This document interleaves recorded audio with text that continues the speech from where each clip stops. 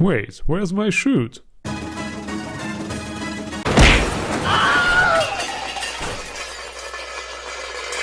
This video is sponsored by Eniba.com, a fairly new online marketplace where you can get game keys and gift cards for PC, Xbox, PSN, Nintendo and much more. Check out the fantastic weekly deals with up to 70% off. Use the code Ikari during the registration to get another 3% off of every purchase and have a fun time gaming. Yes, I'm not sure who thought this would be a good idea, but they made a Final Fantasy Battle Royale game called Final Fantasy VII First Soldier.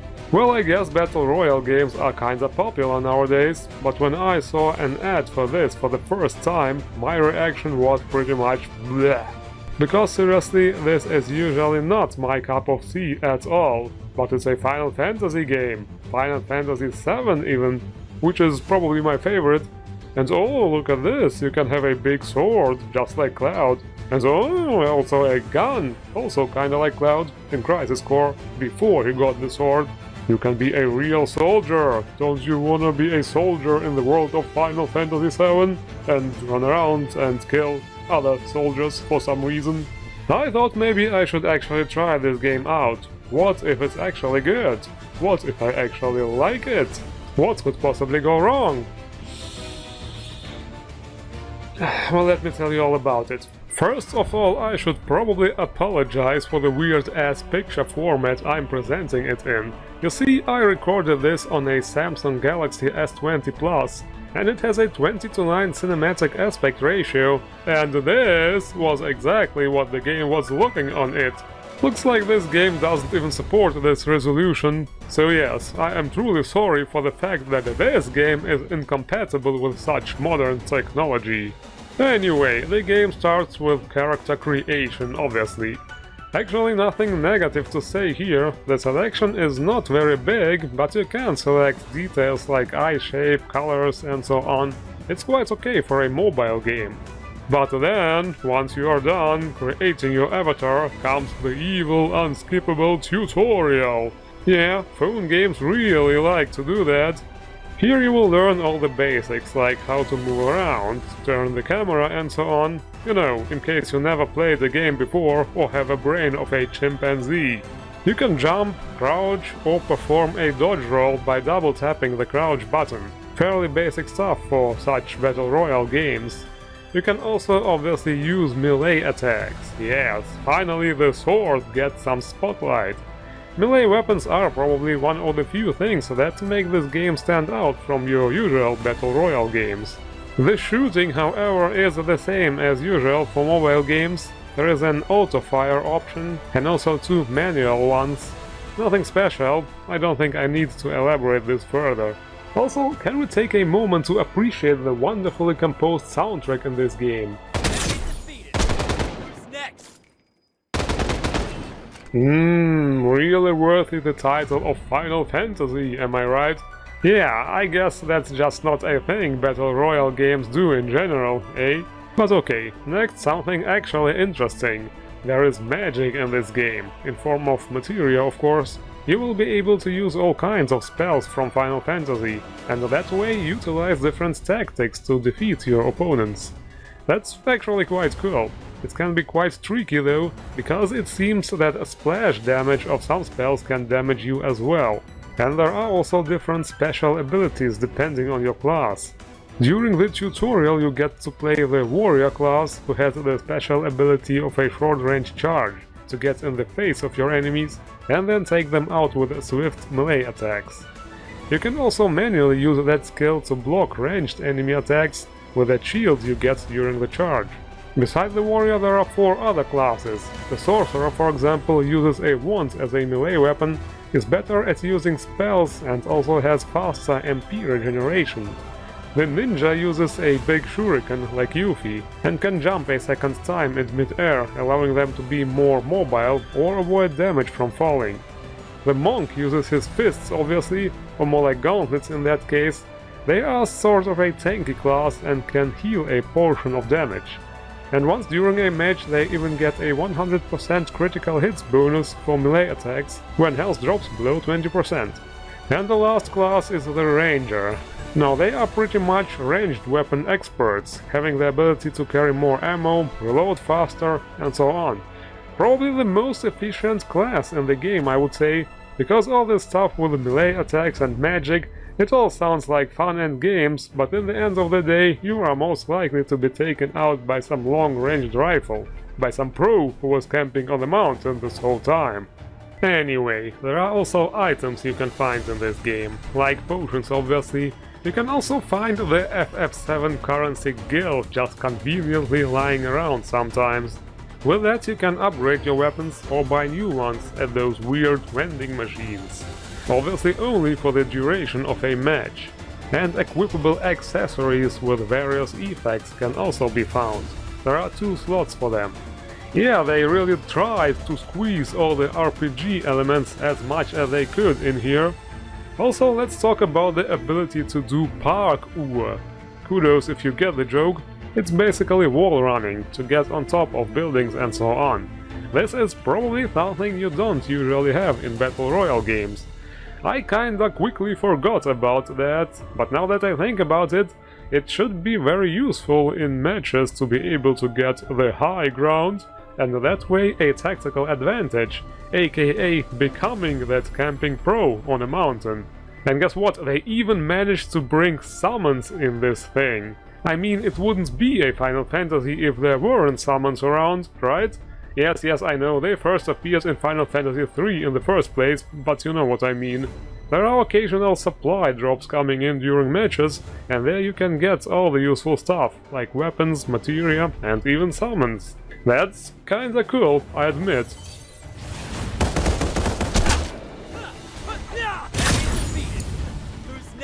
And with that, the training mission is finally over, and we get to see what Final Fantasy is also famous for: an epic cutscene.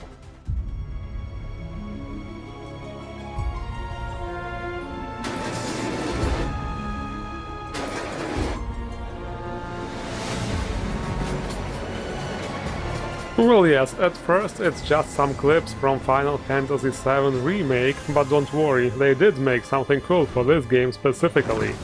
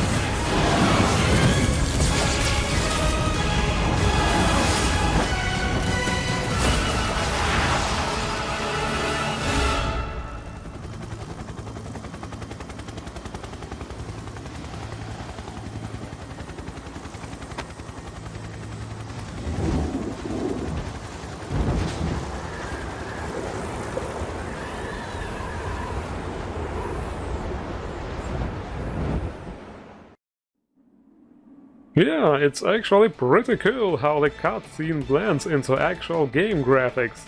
Although from here on it's just like any other Battle Royale game, pretty much, really. The first match is against bots, so that you can learn some more of the game mechanics and actually try them in the field. Because from now on all you will do is just running around a huge open map and competing in matches against other players. But wait a minute, I hear you say? Weren't there also epic-looking monster fights in the cutscene? Well, this is actually something that makes no sense at all.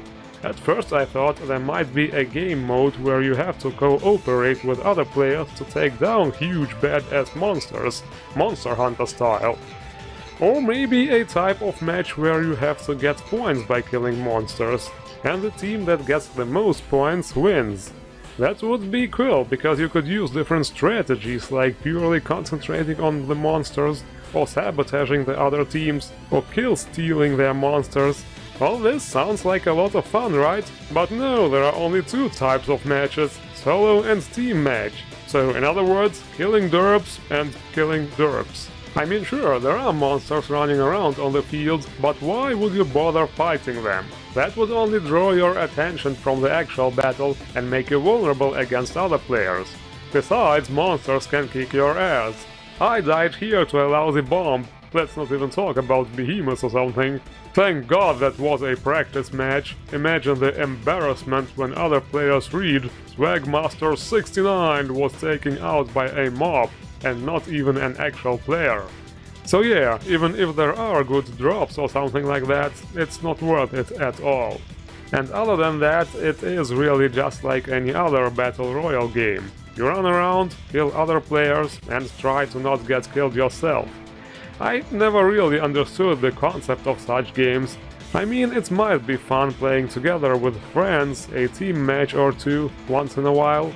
And sure, it must be thrilling to be the last man standing out of 100, but in reality it probably runs down to a lot of hardcore camping till the end, and then hoping to get a lucky one-on-one where you see the other guy first and shoot them in the ass. Okay, the graphics and art style are nice and all, it's the world of Final Fantasy VII after all. There are also vehicles, by the way, to get around faster, although they are a bloody mess with touch controls. Look at this, just look at this. I drive like a drunk lunatic. But yeah, everything is messy with those unresponsive touch controls. You are really better off using a controller. The most fun thing is honestly the melee fighting. Flashing, stylish sword action does feel kinda cool and satisfying. I have to admit I almost felt like I was having fun there for a second.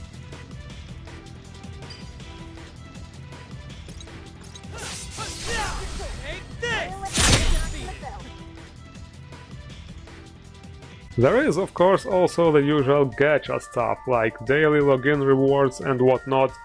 Ooh, look at this! I got a Shinra Corona mask! Now I will be safe from those digital viruses, thank God! And here comes the Season Pass. Obviously, purchase now and you will get all this unnecessary bling bling to flex on other players. A cash shop? Well, obviously, here it is! Even more stuff you could waste your money on. I mean, somehow those free games need to survive, right? Hell yeah, there it is! The Cloud outfit! I don't even wanna know how much this is in real money. Actually, on second thought, just for curiosity, yeah, this would be just about 27 euros for the Cloud pack alone. A total bargain, am I right? Okay, there is one thing that is actually kinda cool. The Chocobo farm. Here you can breed Chocobos, just like in the real Final Fantasy VII. I got a white one, that's not bad, pretty cool. Although I do smell that you probably have to visit the cash shop to do all this faster and easier. Chocobos can then be caught on the battlefield and used for transport, and in theory also for fighting. But it just feels so clunky, unprecise and slow. I couldn't even take down a bot on horseback, I mean Chocobo back, and so I don't even wanna imagine doing this in a real match.